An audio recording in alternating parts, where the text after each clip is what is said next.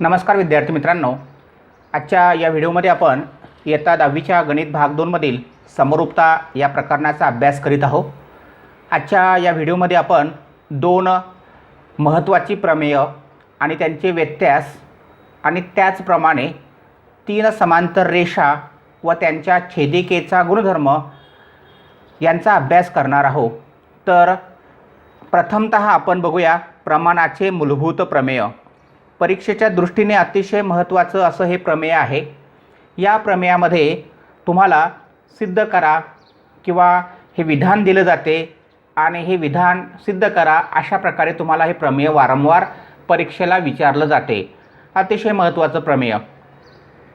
याचं आपण आता विधान पाहूया। पहिल्यांदा त्रिकोणाच्या एका बाजूला समांतर असणारी रेषा, म्हणजे त्रिकोणामध्ये ज्या तीन बाजू आहेत त्या तीनपैकी कोणत्याही एका बाजूला ती रेषा समांतर असेल तर आणि ती रेषा उरलेल्या बाजूंना, त्रिकोणाच्या ज्या तीन बाजू आहेत त्यापैकी उरलेल्या दोन बाजूंना भिन्न बिंदू छेदत असेल तर ती रेषा त्या बाजूंना म्हणजे कोणत्या, त्या उरलेल्या बाजूंना एकाच प्रमाणामध्ये विभागते। अशा प्रकारे या प्रमेयाचं हे विधान आहे। आता आपल्याला या ठिकाणी प्रथमतः या विधानानुसार आकृती काढावी लागेल आणि मग पक्ष साध्य लिहावं लागेल। तर प्रथमतः आता आपण एक त्रिकोणाची आकृती काढूया। आता या ठिकाणी आपण त्रिकोण ABC काढलेला आहे आणि या त्रिकोण ABC मध्ये रेषा L ही बाजू BC ला समांतर काढलेली आहे। ही जी रेषा L आहे ही दोन बाजूंना भिन्न बिंदूमध्ये छेदते, अनुक्रमे D आणि E मध्ये छेदते। तर हे आपण सगळं पक्षामध्ये लिहिणार आहोत। मग या ठिकाणी मी आता पक्ष हा मुद्दा लिहितो आणि त्याच्या अंतर्गत आपण काय काय मुद्दे या ठिकाणी मांडणार आहोत ते बघूया। तर त्रिकोण ABC मध्ये हा जो त्रिकोण तुम्हाला दिलेला आहे, या त्रिकोण ABC मध्ये रेषा L ही बाजू BC ला समांतर आहे। हा एक महत्त्वाचा मुद्दा त्याच्यामध्ये आहे। तसेच ती रेषा म्हणजे कोणती, ती रेषा L बाजू AB व बाजू BC ला अनुक्रमे बिंदू D व E मध्ये छेदते। हे असं सगळं विस्तृतपणे आपल्याला लिहावं लागेल। अनुक्रमे बिंदू D व बिंदू E मध्ये छेदते, हे झालं आपलं पक्ष। असं जर असेल, अशा प्रकारची जर रेषा असेल तर त्या रेषेचा काय गुणधर्म आहे ते म्हणजे आपलं साध्य। तर ती रेषा काय करते, तर ती रेषा त्या बाजूंना म्हणजे या उरलेल्या बाजूंना एकाच प्रमाणामध्ये विभागते। एकाच प्रमाणात विभागणे म्हणजे याचा अर्थ असा आहे की या रेषेमुळे या रेषा L मुळे हे जे दोन भाग झालेले आहेत रेख ABचे, तर त्यांचं गुणोत्तर आणि हा जो दुसरा रेख आहे AC किंवा बाजू AC म्हणू आपण त्याला, त्याचे जे दोन भाग झालेले आहेत त्यांचं गुणोत्तर समान असेल। यालाच म्हणतो आपण एकाच प्रमाणामध्ये विभागणे। म्हणजे आपलं साध्य असेल AD छेदस्थानी DB हे गुणोत्तर आणि AE छेदस्थानी EC हे गुणोत्तर समान आहे किंवा समान असेल, हे आपल्याला या ठिकाणी सिद्ध करायचं आहे। आता हे सिद्ध करण्यासाठी आपल्याला रचना करायची आहे। मग त्या रचनेचा मुद्दा या ठिकाणी आता आपण मांडूया। रचना रेख BE आपल्याला काढायचा आहे या ठिकाणी, म्हणजे या B आणि E ला जोडायचं आहे। आणि त्याचप्रमाणे हा जो बिंदू D आहे, D आणि हा बिंदू C म्हणजे थोडक्यामध्ये रेख CD अशा प्रकारे आपल्याला काढायची आहे। तोच मुद्दा या ठिकाणी मांडूया। रेख BE व रेख CD काढा, हा झाला आपला रचनेचा मुद्दा।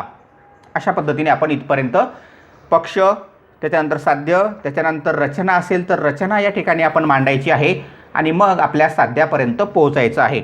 मग आता सिद्धतेमध्ये आपण एक एक टप्पा मांडूया। तर सिद्धतेमध्ये आपण पहिल्यांदा मी जे दोन त्रिकोण तुम्हाला आता दाखवणार आहे आकृतीमध्ये, त्याच्याकडे तुम्ही काळजीपूर्वक लक्ष द्यायचं आहे। तर पहिला जो त्रिकोण आहे तो त्रिकोण म्हणजे त्रिकोण ADE, हा त्रिकोण वरचा, हा जो त्रिकोण आहे हा त्रिकोण आणि हा जो खालचा या ठिकाणचा घ्यायचा आहे, त्याला मी थोडंसं असं तुम्हाला रेखांकित करून दाखवतो आहे। हा जो आहे त्रिकोण खालचा, याचं नाव आहे त्रिकोण BDE। या दोन त्रिकोणांचा आता आपण विचार करूया। तर या दोन त्रिकोणांमध्ये हा जो शिरोबिंदू ई आहे तो सामायिक आहे, कॉमन आहे. त्याच्यामुळे हे जे दोन त्रिकोण आहेत हे दोन त्रिकोण समान उंचीचे आहेत आणि जर दोन त्रिकोण समान उंचीचे असतील तर त्यांच्या क्षेत्रफळांचं गुणोत्तर त्यांच्या संगत पायांच्या गुणोत्तरामध्ये असते. या गुणधर्मानुसार आपल्याला आता एक विधान करता येईल की एरिया त्रिकोण ADE छेदस्थानी एरिया त्रिकोण BDE या दोन त्रिकोणांच्या क्षेत्रफळांचं गुणोत्तर मला असं लिहिता येईल AD छेदस्थानी DB आणि याला कारण देता येईल समान उंचीचे त्रिकोण. याला या ठिकाणी आपण थोडक्यात असं जरी लिहिलं समान उंची तरीसुद्धा चालेल आणि याला म्हणूया आता विधान क्रमांक 1. आता आपण या ठिकाणी अशाच प्रकारे अजून दोन त्रिकोण घेऊया. कोणते दोन त्रिकोण? तर अगोदर जो AD त्रिकोण घेतला होता तो घ्यायचाच आणि आता दुसरा त्रिकोण CDE हा निवडायचा आहे. याला या ठिकाणी मी अशा पद्धतीने थोडंसं तुम्हाला दाखवण्याचा या ठिकाणी प्रयत्न करतो आहे. हा दुसरा त्रिकोण या ठिकाणी आपण घ्यायचा आहे. फक्त समजण्यासाठी मी रेखांकित करतो आहे. परीक्षेमध्ये आपल्याला अशी करण्याची काही आवश्यकता नसते. मग गुणोत्तर मी घेणार आहे एरिया त्रिकोण ADE छेदस्थानी एरिया त्रिकोण CDE या दोघांचं जे गुणोत्तर आहे त्या दोघांचं गुणोत्तर येणार आहे संगत पायांच्या प्रमाणात म्हणजे A छेदस्थानी EC. पायांच्या प्रमाणात का आलं? तर कारण आपल्याला या ठिकाणी लिहायचं आहे त्यांची उंची समान आहे. समान उंचीचे त्रिकोण असल्यामुळे आपल्याला अशा प्रकारे या ठिकाणी लिहिता येऊ शकते. याला विधान क्रमांक 2 असं नाव देऊया आपण. आता या ठिकाणी दोन त्रिकोण जे छेदस्थानी लिहिलेले आहेत मी इथं दाखवलेला आहे. हा निळ्या रंगाने थोडासा रेखांकित केलेला त्रिकोण आहे त्रिकोण BDE आणि दुसरा जो त्रिकोण आहे त्रिकोण थोडासा लाल रंगाने दाखवलेला आहे त्रिकोण CDE. या दोन त्रिकोणांचा आता आपण विचार करूया. तर या दोन त्रिकोणांमध्ये हा DE जो पाया आहे तो पाया समान आहे. उलटे दोन त्रिकोण आहेत ते, हे त्यांचे वरचे शिरोबिंदू आहेत आणि हा त्यांचा पाया आहे. आणि आता आपल्याला माहिती आहे की रेषा L ही बाजू BCला समांतर होती. म्हणजेच थोडक्यामध्ये हे जे दोन त्रिकोण आहेत इथं लिहिलेले जे दोन त्रिकोण आहेत हे दोन त्रिकोण समांतर रेषेमध्ये आहेत. मग समांतर रेषेमध्ये असल्यामुळे त्यांची उंची समान आहे. म्हणजे याची उंची इथं काढली तर आपल्याला असे दाखवता येईल, याची उंची इथं दाखवता येईल आणि समांतर रेषेमधलं लंबांतर समान असते. म्हणजे या दोन त्रिकोणांचा पायासुद्धा समान आहे आणि उंचीसुद्धा समान आहे. मग ज्या दोन त्रिकोणांचा पाया आणि उंची समान असते त्या दोन त्रिकोणांचं क्षेत्रफळसुद्धा या ठिकाणी समान असते असं आपल्याला या ठिकाणी म्हणता येईल. मग या दोन त्रिकोणांची क्षेत्रफळे समान झाली त्याला कारण आपण देणार आहे समान पाया व समान उंची. पायासुद्धा समान आहे, उंचीसुद्धा समान आहे, त्यामुळे त्या दोन त्रिकोणांची क्षेत्रफळेसुद्धा समान येतील. याला विधान क्रमांक 3 असं या ठिकाणी आपण म्हणूया थोडक्यामध्ये. आता या ठिकाणी विधान 1, 2 आणि 3चा मी एकत्रितपणे विचार करतो आहे. विधान क्रमांक 1 त्याच्यानंतर विधान 2 व विधान 3 वरून आपण एक नवीन विधान करू शकतो की हे जे गुणोत्तर आहे एरिया त्रिकोण ADE छेदस्थानी एरिया त्रिकोण हा इकडचा BDE बरोबर. आता हा जो अंश आहे याच्यामध्ये मी काही बदल नाही करणार. इथं म्हणणार आहे एरिया त्रिकोण ADE जसा आहे तसाच, परंतु या BDEच्या जागी मला त्रिकोण CDE असं लिहिता येईल. कारण हे जे दोन त्रिकोण आहेत या दोन त्रिकोणांची क्षेत्रफळे समान असल्यामुळे याच्याऐवजी मला हा लिहिता येईल. म्हणजेच मी या ठिकाणी म्हणू शकतो एरिया त्रिकोण CDE. अशा प्रकारे मला विधान करता आलं 1, 2 आणि 3 वरून. आता याला विधान क्रमांक म्हणूया आपण 4, चौथं विधान. आता आपण विधान क्रमांक 1, विधान क्रमांक 2 आणि विधान क्रमांक 4चा विचार करणार आहोत. या ठिकाणी म्हणूया आता आपण विधान 1, 2 व 3 वरून या ठिकाणी 4 घ्यायचा आपल्याला. 1, 2 व 4 वरून याची जी किंमत आहे ती 1 मध्ये दिलेली आहे. काय किंमत आहे ती? तर AD छेदस्थानी DB अशी किंमत आहे. बरोबरचं चिन्ह इथलं घेतलं मी. याची जी किंमत आहे ती विधान क्रमांक 2 मध्ये दिलेली आहे. काय किंमत आहे ती? तर AE छेदस्थानी EC अशी किंमत दिलेली आहे. म्हणजे या गुणोत्तराच्या जागी मी ही किंमत लिहू शकतो किंवा हे गुणोत्तर लिहू शकतो आणि या गुणोत्तराच्या जागी मला हे गुणोत्तर लिहिता येते। विधान 1, 2 आणि 4चा आधार घेऊन आपल्याला अशा प्रकारे या ठिकाणी साध्यापर्यंत पोचता येते। आपलं साध्य हेच आहे, हे आपल्याला इथपर्यंत पोचणे, साध्यापर्यंत पोचणे म्हणजे आपली सिद्धता पूर्ण होते। मग आता आपण साध्यापर्यंत पोचलो आहे, म्हणजेच या ठिकाणी हे जे प्रमेय आहे हे प्रमेय म्हणून हे जे प्रमेय आहे त्या प्रमेयाचं पूर्ण विधान आपण या ठिकाणी लिहायचं आहे। म्हणून हे प्रमेय सिद्ध झाले असं आपल्याला या ठिकाणी म्हणता येणार आहे। सिद्ध झाले, खरं म्हणजे या ठिकाणी विधान तुम्हाला लिहायचं असते, म्हणून तुम्ही असं लिहायचं या ठिकाणी। म्हणून हे जे विधान होतं आपलं अगोदर केलेलं विधान, कोणतं विधान केलं होतं या ठिकाणी आपण दिलेलं होतं आपल्याला की त्रिकोणाच्या एका बाजूला समांतर असणारी रेषा त्याच्या उरलेल्या बाजूंना भिन्न बिंदू छेदत असेल तर ती रेषा त्या बाजूंना प्रमाणात विभागते असं या ठिकाणी आपण लिहायचं आहे आणि हे सिद्ध झाले असं या ठिकाणी म्हणायचं आहे। दुसरं महत्त्वाचं प्रमेय आपल्या पुढे मांडलेलं आहे, त्या प्रमेयाचं नाव आहे त्रिकोणाच्या कोनदुभाजकाचे प्रमेय।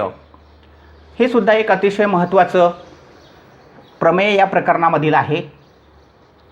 याचं विधान बघूया आता आपण। त्रिकोणाच्या कोनाचा दुभाजक म्हणजे जो कोन दुभाजक आहे तो त्या कोनासमोरील बाजूला, ज्या कोनाचा दुभाजक आहे त्या कोनासमोरील बाजूला उरलेल्या बाजूंच्या लांबीच्या गुणोत्तरात विभागतो, अशा प्रकारचं हे विधान आहे। म्हणजे कोन दुभाजकाचा जो गुणधर्म आहे तो गुणधर्म या ठिकाणी सांगितलेला आहे, म्हणून या प्रमेयाचं नाव आहे त्रिकोणाच्या कोनदुभाजकाचे प्रमेय।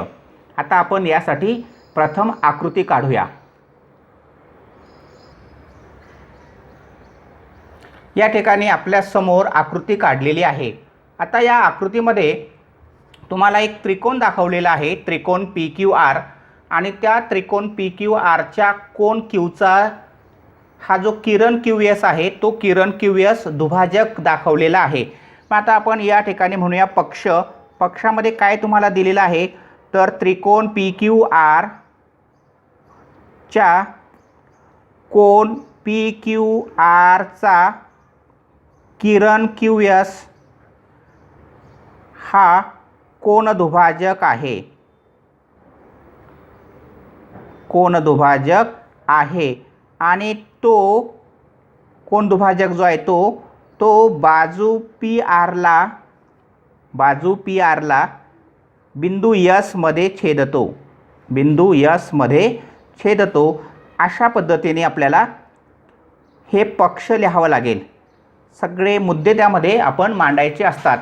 आता साध्य काय आहे आपलं, काय सिद्ध करायचं आपल्याला, पुन्हा आपण ते विधान बघूया पहिल्यांदा की कोनाचा जो दुभाजक आहे, ते इथं कोनाचा दुभाजक मी दाखवलेला आहे, कोन Qचा दुभाजक इथं समान खुणा केलेल्याच आहे आपण, म्हणजे कोन दुभाजक आहे। तो कोनासमोरील बाजू कोणती आहे PR आहे, तिला दुभागतो तिला छेदतो S मध्ये। तर तो काय करतो, हा जो कोन दुभाजक आहे त्या कोनासमोरील बाजूला उरलेल्या बाजूंच्या, उरलेल्या कोणत्या बाजू आहेत आता तर बाजू PQ आहे आणि बाजू QR आहे, तर यांच्या लांबीच्या गुणोत्तरात विभागतो। म्हणजे थोडक्यामध्ये आपल्याला या ठिकाणी याचं जे गणिती रूपांतर आहे ते गणिती रूपांतर कसं करता येईल की हे जे दोन भाग झालेत PS आणि SR यांचं जे गुणोत्तर आहे हे गुणोत्तर कशाबरोबर असणार आहे तर ते गुणोत्तर असणार आहे या ठिकाणी, याला QP म्हणू आणि याला QR म्हणूया।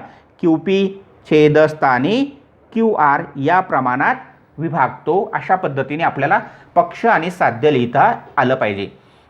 आता हे प्रमेय सिद्ध करण्यासाठी आपल्याला एक रचना करायची आहे। काय रचना करायची आहे तर जो ज्या कोनाचा दुभाजक आहे तो कोन सोडून उरलेले जे दोन शिरोबिंदू आहेत त्या कोणत्याही एका शिरोबिंदूमधून या कोन दुभाजकाला समांतर रेषा काढायची आहे। म्हणजे R मधून जर मी समांतर रेषा याला काढली तर ही बाजू पुढे वाढवायची आहे, जिथं कुठे छेदेल त्याला आपण बिंदू T असं नाव देऊया। तर ही रचना मी तुम्हाला करून दाखवतो। ही रचना आपण या ठिकाणी केलेली आहे। काय रचना केलेली आहे तो मुद्दा या ठिकाणी आपण मांडूया। रचना आपण अशी केलेली आहे की या बिंदू R मधून एक समांतर रेषा काढली, कोणाला किरण QS ला, हा जो किरण आहे याला आपण एक समांतर रेषा या ठिकाणी काढली। तेच आपण आता या ठिकाणी मांडूया की बिंदू आर मधून किरण क्यू एसला समांतर किरण काढा. क्यू एसला समांतर किरण काढा.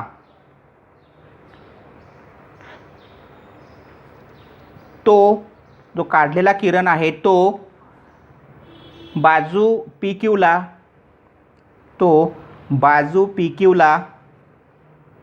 बिंदू टी मध्ये छेदतो. अशा प्रकारे आपण याचं वर्णन या ठिकाणी लिहायचं आहे. आता आपलं पक्ष झालं, साध्य झालं, त्याच्यानंतर आपण रचनासुद्धा केलेली आहे. आता आपण सिद्धतेचे मुद्दे घेऊया.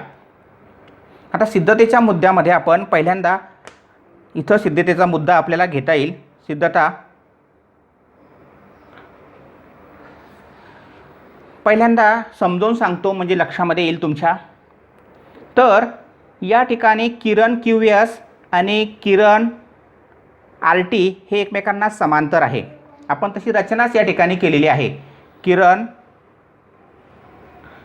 क्यू एस समांतर किरण आर टी आहे. ही रचना आपण या ठिकाणी केलेली आहे. त्याच्यामुळे आपल्याला हे असं विधान करता येते. आता त्यामुळे या ठिकाणी समांतर आहे आणि रेषा पी टी ही झाली त्यांची छेदिका. म्हणजे अशा प्रकारे हे दोन समांतर रेषा आहे आणि ही पी टी त्यांची छेदिका आहे.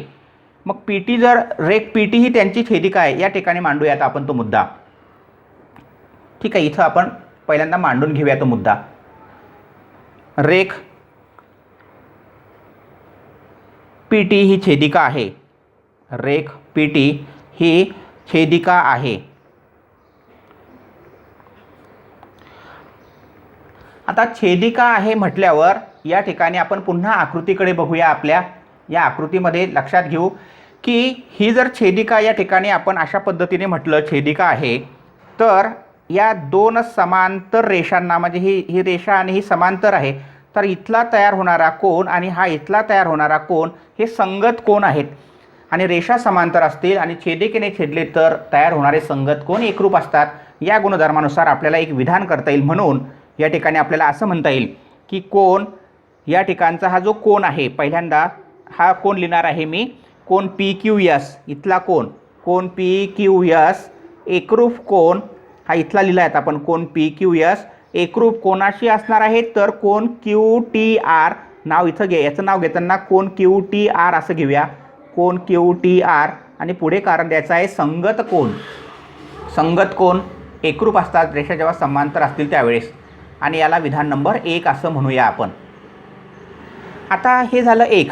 आता त्याचप्रमाणे पुन्हा आपण म्हणू शकतो की किरण क्यू एस आणि किरण क्यू टी समांतर आहे आणि आता क्यू आर ही छेदिका आहे. त्याचप्रमाणे रेख क्यू आर ही छेदिका घेऊन आपल्याला व्युत्क्रम कोन एकरूप दाखवता येतील. म्हणजे या ठिकाणी झेड तयार होतो आहे. म्हणजे हा इथला कोन आणि हा इथला कोन असा झेड तयार होतोय की नाही. थोडक्यात तुम्हाला शिक्षकांनी सांगितलं असेल की झेड तयार झाला म्हणजे व्युत्क्रम कोन तयार होतात, म्हणून या ठिकाणी म्हणतोय मी झेड. तर हा जो कोन आहे याचं नाव आता आपण घेताना म्हणणार आहे एस क्यू आर. कोन एस क्यू आर हा एकरूप होईल, कोनाशी एकरूप होईल. तर या कोनाशी याचं नाव घेताना कोन क्यू आर टी असं आपल्याला घ्यावं लागणार आहे. कोन क्यू आर टी आणि पुढे या ठिकाणी आपण कारण द्यायचं आहे व्युत्क्रम कोन. विधान नंबर 2, विधान क्रमांक 2 आपल्याला अशा पद्धतीने करता आलेला आहे. आता या ठिकाणी परंतु आपल्याला या ठिकाणी हा जो क्यू एस होता तो क्यू एस कोन दुभाजक दिलेला आहे. आपल्याला पक्षातच दिला आहे ना की हा क्यू एस जो आहे किरण क्यू एस हा कोन दुभाजक आहे. कोन दुभाजक आहे म्हणजेच याचा अर्थ हा जो कोन आहे पी क्यू एस आणि दुसरा जो कोन आहे एस क्यू आर हे दोन कोन या ठिकाणी एकरूप असणार आहे. म्हणजे आपण या ठिकाणी म्हणू शकतो परंतु कोन पी क्यू एस एकरूप कोन एस क्यू आर. आणि याचं कारण देऊ शकतो आपण पक्ष, कारण पक्षामध्ये आपल्याला दिलेला आहे म्हणून पक्ष हे कारण या ठिकाणी दिलेलं आहे. त्याला विधान क्रमांक 3 असं नाव देऊया. आता विधान 1, 2 आणि 3चा एकत्रित विचार करूया. तर या ठिकाणी बघा, हा एस क्यू आर कोन आहे आणि हा एस क्यू आर कोन या ठिकाणी आहे. पी क्यू एस पाहिजे या ठिकाणी, पी क्यू एस करावं लागेल आपल्याला या ठिकाणी. पी क्यू एस, आर नको त्या ठिकाणी, चुकीनं आर झालेला आहे. हा पी क्यू एस या ठिकाणचा कोन आणि हा पी क्यू एस कोन, म्हणजे बघा हे दोन कोन एकरूप असल्यामुळे, म्हणजे थोडक्यात हे जे दोन कोन आहेत खुणा केलेले, हे दोन कोन एकरूप आहे. त्याच्यामुळे हे जे दोन कोन आहेत म्हणजे उजव्या बाजूला लिहिलेले, हे सुद्धा कोन एकरूप असणार आहे. म्हणून आपण म्हणू शकतो या ठिकाणी की विधान 1, 2 व 3 वरून, विधान 1, 2 व 3 वरून आपल्याला एक विधान करता येते की ह्या बाजू समान आहेत. ह्या बाजू जर समान असतील तर ह्या सुद्धा बाजू समान असतातच.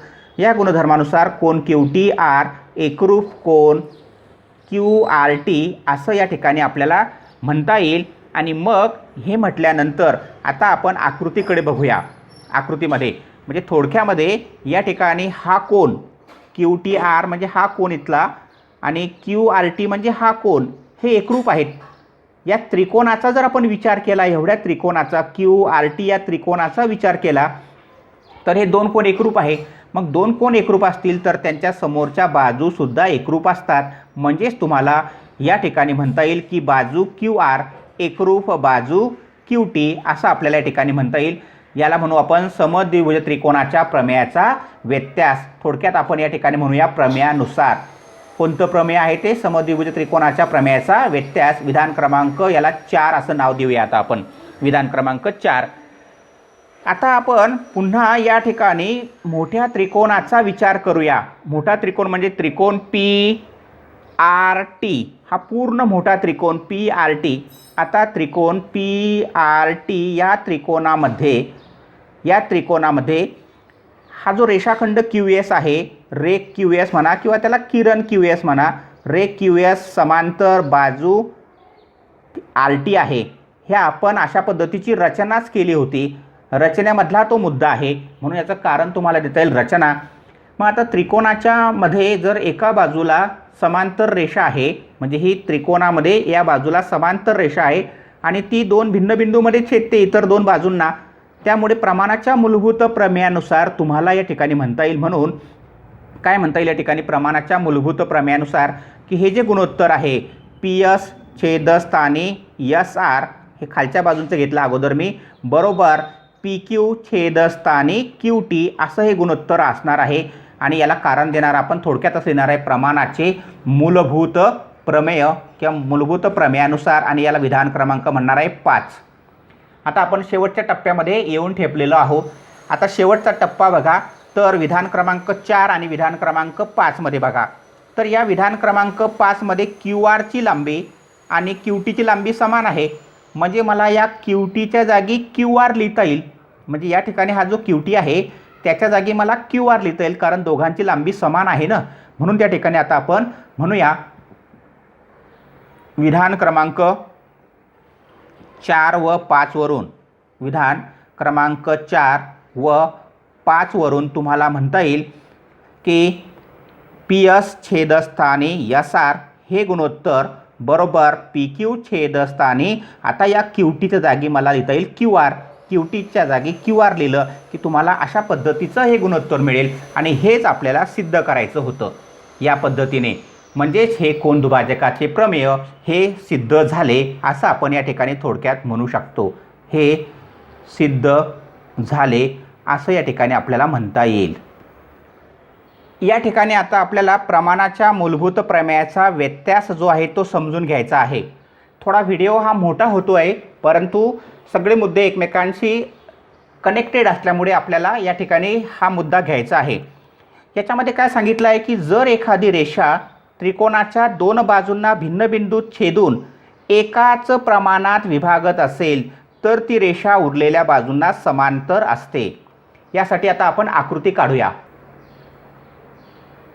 आता या ठिकाणी ही जी रेषा ए बी आहे, ही रेषा ए बी काय करते तर बाजू पी क्यू चे जे दोन भाग होतात आणि बाजू पी आरचे जे दोन भाग होतात ते समान आहे असं आपल्याला दिलेलं आहे याच्यामध्ये.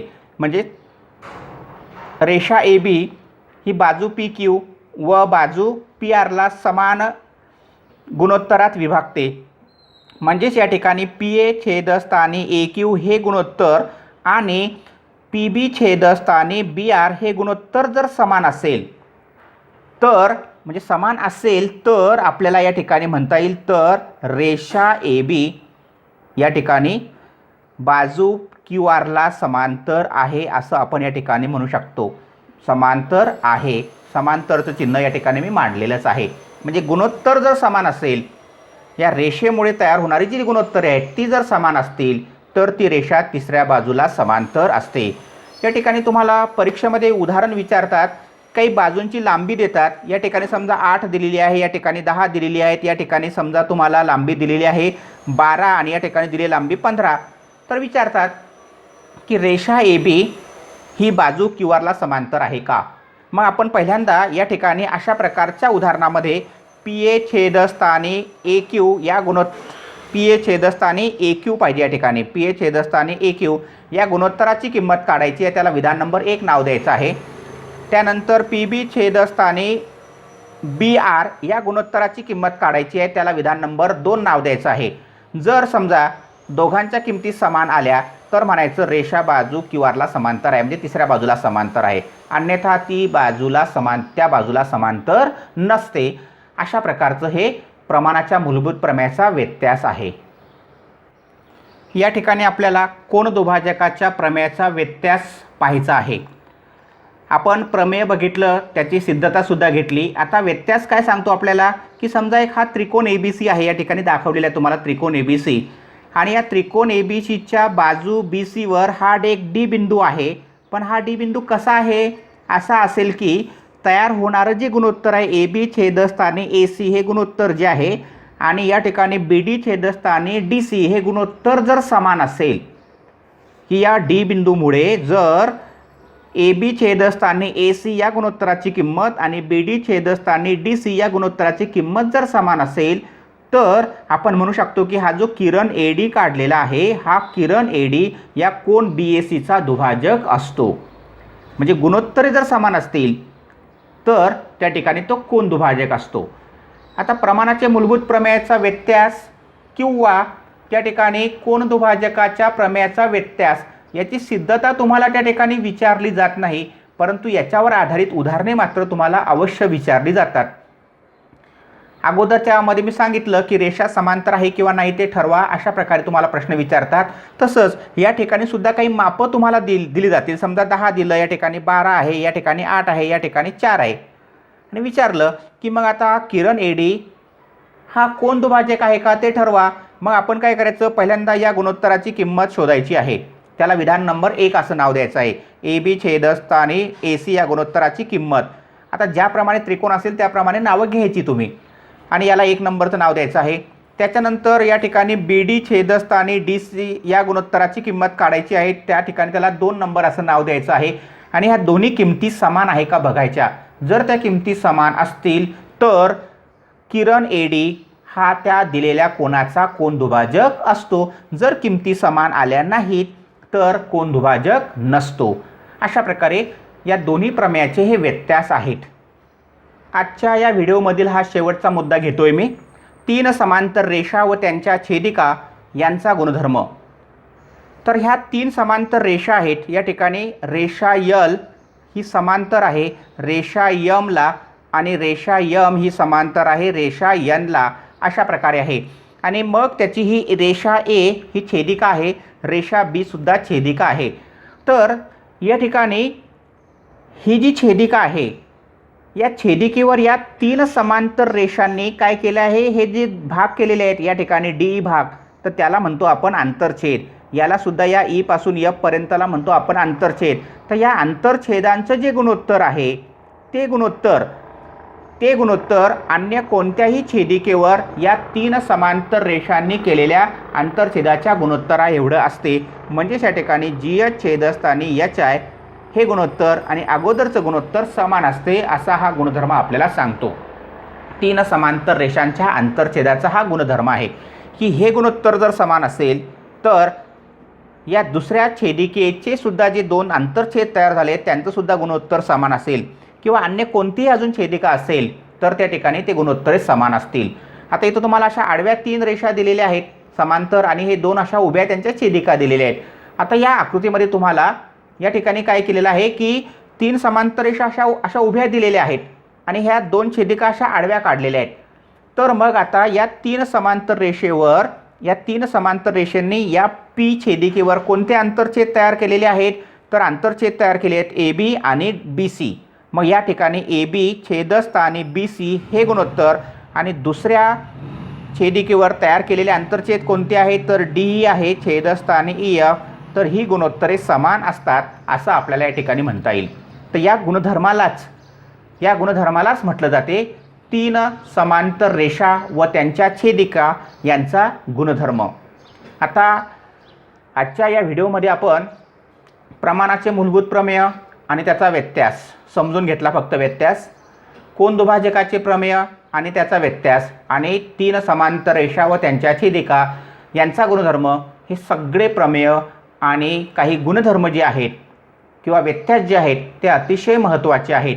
यावर आधारित आपला सराव संच आपल्या पाठ्यपुस्तकामधील 1.2 आहे. हा सराव संच आपल्याला सोडवण्यासाठी या सगळ्या गुणधर्मांचा उपयोग होणार आहे. हा सराव संच पाहण्यासाठी डिस्क्रिप्शन बॉक्समध्ये एक लिंक दिलेली आहे. त्या लिंकवर क्लिक केल्यानंतर तुम्हाला या ठिकाणी सराव संच 1.2 मधील उदाहरणे अभ्यासता येतील. Keep watching, keep learning. Thank you.